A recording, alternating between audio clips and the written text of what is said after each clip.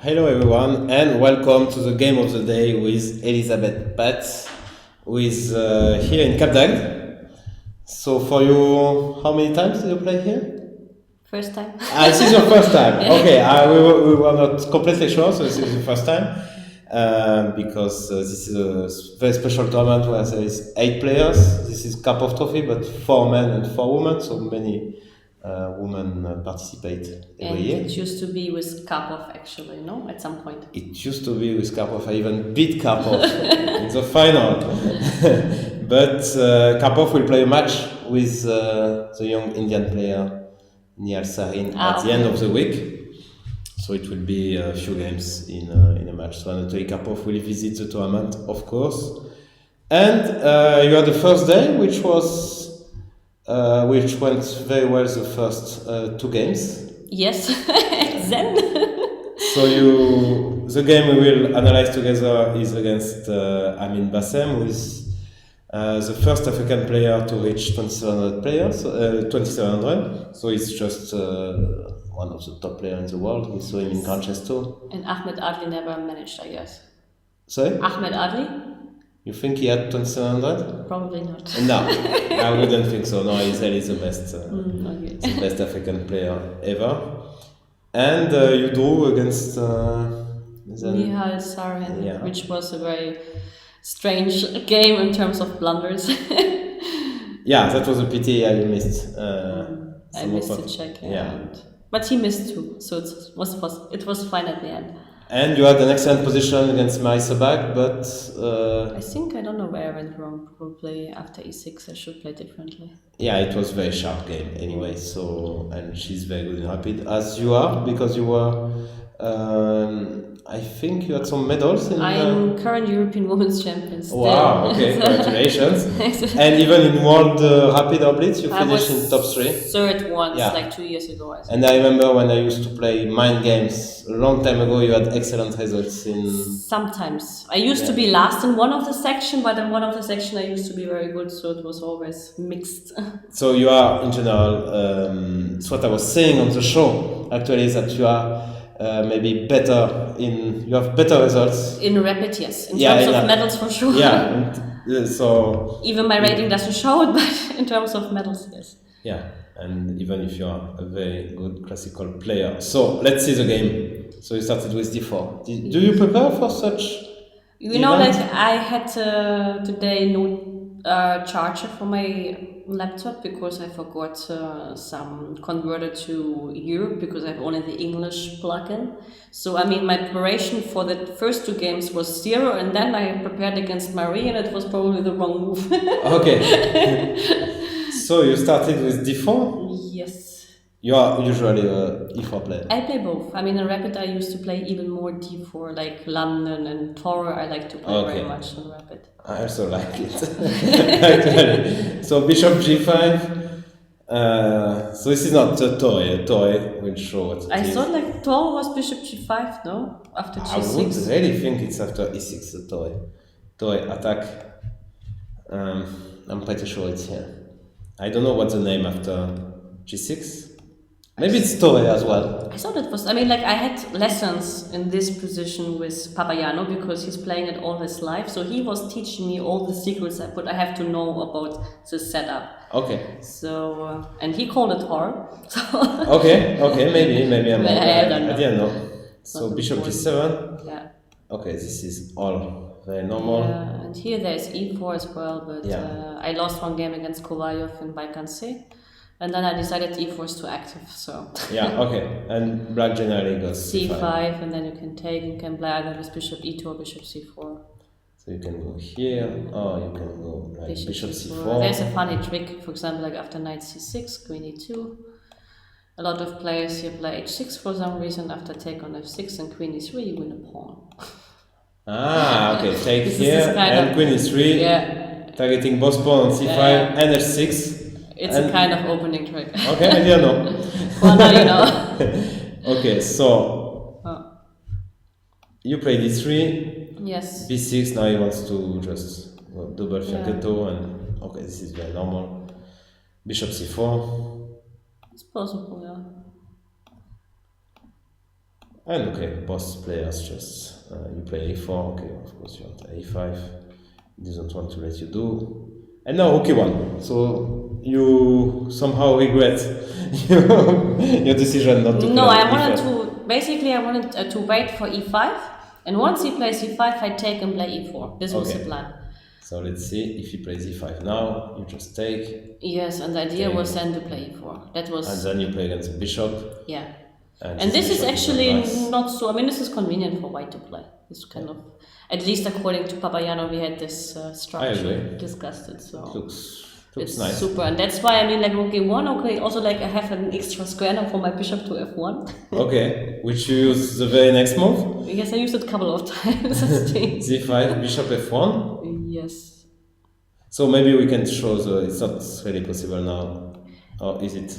Well, it could be, but I didn't want to even calculate knight takes e4 and d5 stuff. I mean, there's no need to reset act. Probably there's the pawn e7. So it's not working, but probably it's not working because this bishop e7 will come. But okay, you wanted some. It's the first game as well. I wanted to wait because he's a very dynamic player. So I mean, like I don't have to push. He will push himself. I was sure about that. So c5, bishop f1. And rook c8 first, which I'm not sure. I mean, maybe he wants to take sometimes if you play e4. He also like at some point I could play this b4, so maybe this is also problematical. That's why I played queen b3, which is b4, which is also an idea. He can take a knight d5 and suddenly have to calculate. And the rook is very well placed on c8. Yes, so there's no need to be that active. So rook c8 is probably a very useful move. So you played queen b3? Okay, basically I wanted nothing, I just wanted to wait. Okay. Or maybe e4, at some point I will push. This was I was thinking. At some point e4 is actually coming. Okay, and he went for it. Yes. g5, as expected. That's true that he has a very active style and very interesting player. Bishop g3 and knight h5, which is as well very typical. And now you came back with the bishop. Okay, I wanted to prevent king h8 and f5, so I thought like bishop c4 is an excellent way. Okay, bishop c8 just to prevent this planned king h8 and f5 because f7 is just hanging. Probably he can never play this, but I thought like okay, I play bishop c4. Also bishop d5 at some point could be an idea just to exchange this bishop, which is not. So he prevented that. He played knight df6. Yes, and then I thought like I will see what he will do if I just go back. So you just go back? Okay, I didn't notice that actually. But you're just playing this waiting game, I mean, the thing is like if you play against someone like super dynamic, you don't have to push, and actually like after knight f6, also like his knight is sort of misplaced. So bishop c4, at some point he may go with d5. So I could just go bishop f1 back, and he has actually nothing better probably than playing knight d7 back, but he will never do that. So that's for sure. That's for sure. That's like why not? Yeah, okay, it's not easy, of course. The right plan for black is to play f7 f5, but you prevented it by playing bishop c4, bishop f1. So maybe that was the logical outcome of the game. Just knight d7. And yes, he should play knight d7, I think. Okay, but he doesn't want to draw. And since you know that, it's actually very nice just to play this kind of rubbish stuff. And rook b8, and then you went for it. Okay, now e4. Okay, at some point now he's inviting me to e4. You want to punish. Okay, let's come back. No, sorry. Knife. e4, of course. And now it's perfect timing, huh? No, I think now actually he has already some problem. It's not so easy for him, let's put it this way. You want to play e5. So he takes, and he took on d4 and played d5, which d5 was super risky in my opinion. We criticize that move. Okay, so you went e5, which is the only reasonable move. Knight e4. And rook d1 simply. Rook d1. So your next is just to go here and. Yes. And basically then he has to take, and I play bishop b1, queen d3. It's not like that. The funny part is like the position is so easy suddenly that I don't even have to find moves. You know, they come very automatic. And he cannot really play f5 because that would be f5 now. I think I can just I can take He twice. can't take. No, I can take on e4 twice because As he's well. He's not even in time. Yeah, you can just take here, which is nice. Takes and rook takes e4 and rook takes e4, and the king it's just completely winning here. So knight e4. Sorry, that's some venue. It's not our software. So I'm not used to it. Bishop d3, knight takes, rook takes, and now you think. So you were very optimistic here. You thought you were winning. Okay, I didn't think that I was winning, but at least I knew that I knew my next kind of 5 moves, which was nice feeling. So bishop b1, queen d3. Yes, and then maybe like knight h2, knight g4, something knight like h2, that. Knight g4. Yes, and then f4, rook f1. I mean, like I knew. I mean, this idea was. Rook f1, maybe the other one on f2. Yes, okay. I mean, the ideas are easy for me. Yeah, and what we say is that we never made a fianchetto bishop, but there is always exception to every okay, rule. but this bishop is just very weak now. Yeah. I'm not even sure you can defend Both this bishops position. actually are very sad, this bishop. Maybe here I think I would have played b5 right away. That's what I thought he should do. b5 Here. right away, yeah. Yeah, b5 you would never consider to... No, I wanted always after b5 to play bishop c2, because now after b takes a4 there's queen d3, and if rook e8 then I can take on a4. This was the idea. So you give check first or not? I give check first, of course. Otherwise I don't win the exchange. And now I take on a4. How do you... I don't win the exchange. No. Okay. But, yeah, you win the game. It's enough. Okay, queen a5 you have to consider. It's not that simple yet. You lose the game then. I lose the game. I'm not even sure this is lost, but... Well, now it looks critical. Actually, you have to come up with some good moves. Yeah. Okay, and anyway, I mean, like, okay, it has to be more precise, but in any case, I mean... Yeah, maybe you're right, actually. That kind of... That could be funny, no? I mean, this is knight still... g4 with the idea knight f6. Okay, maybe f5? Yeah, but I think takes. Do I have a check here? I have a check and then look here. Yeah. And here. Yeah, no, Yeah. this is not great. This is not... Yeah, but you have time, and of course... I don't have to play like this, just, I no. mean, this was my idea. I mean, I thought that he would play b5 right away, because after g4, he's losing extra 10b to protect But you can g4. just take, actually. Or you are afraid No, of... and then bishop c6, Yeah, and then he gets on the b file, he gets a counterplay, which I don't want to give him. Yeah, That's why I okay. thought it's more clever to get first bishop c2 and prevent bishop c6 Can you at go? all. I have a funny idea here. Hop. Okay, but even king h8 in the worst Yeah, case. but king h8, I thought maybe now... And now when I play queen c2, it's really made, no? Like, okay, now this I didn't see this on the game. now it's really unstoppable, huh? Yeah, maybe, yeah. I didn't so see that. Could be, and the point is that I'm joking. We didn't see that, of course. I'm just making up some line. King h7. Now I go queen c2, and if king g8, I take with a pawn, and probably it was just This is completely winning, yeah. this is winning. So maybe he was afraid of something like that, but of course your bishop c2 is as well enough. I think. Yeah, Actually, I think you are winning here. Probably, positionally, yes. So e1 g4. But I think g4 made it worse, because there's always this knight g6 in some ways, so... Because if you go knight h5, of course, then you will... Knight h2, sorry. Then I will play without the knight for some Yeah, while, so you will just go h5 and... yeah. So, how about you? Hop. It will take ages to get this knight out. So. Yeah, if you go here, then just h5. And this is a problem. So knight h4, it's a very good move just for the attack, and then you will have this f4 break, which will come. So b5, bishop c2. And queen g5, so queen d3 is obvious. Rook has to move. And here I wasn't sure, because, okay, rook f1 is the one way you don't have to took calculate. first? Okay. I know taking first was Yeah. clear, and then... And rook f1, which we liked. We liked that one. Yeah, okay, rook I f1 think is, it's the okay, best he has to take on c2, I think is the only move after rook f1, but okay, I thought like this should be just winning from the material point of view. Yeah, it is winning. You just take. No, of course it's winning, but I just saw like that, okay, rook f1 is the easiest in a way, I don't have to sacrifice and I'm still better. Yeah. And f4 is coming up. And these bishops are still completely lousy, so this is just full domination here.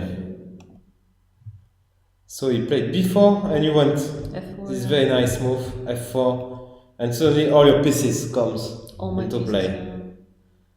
He has to take, you gave a check, king f8, rook f, knight g6, that was a nice move. And now I Takes, think rook it's f3, over. so how do you mate if I go here? Oh, I didn't Alors. calculate that. Ah, you didn't calculate? Okay. I didn't calculate.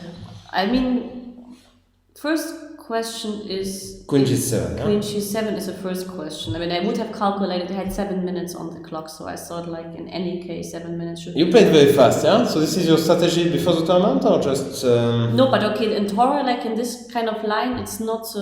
you don't have to play slow because somehow like you can just make waiting moves. So that's your strategy for the rapid games? I always play fast if I know I cannot make a blunder. Let's put it this way, when the character is not forced, I don't see a point to think for ages, because you need the time later. Okay. And it went well against the Sarin, it went well this way, and also against him. Yeah, and here he has to play Queen e7 to prevent mate, but this is just... Okay, this is just bishop takes game over, g6, King d8. I win the queen. Yeah. Which is enough. I mean, this was the easiest. And probably mate in a few moves.